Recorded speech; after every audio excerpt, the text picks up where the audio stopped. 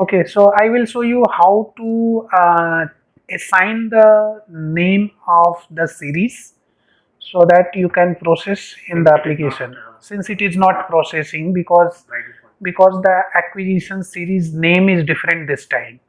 Normally previously it was written as a flow, now it is written as flow anterior, so that's why software is not able to recognize this name.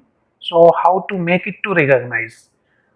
So first you have to select that specific application and click on this small arrow and go to customize.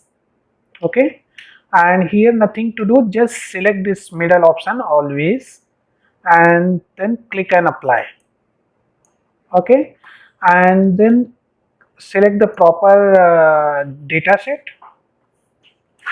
like in this pre-syringe, flow anterior, and then post syringe. Okay, and then start processing. Because you selected that always, now you can see this data uses confirmation.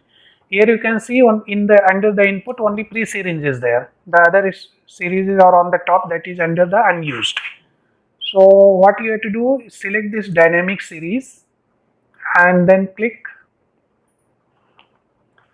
uh, what application I selected, salivary, right? Okay, 1 minute,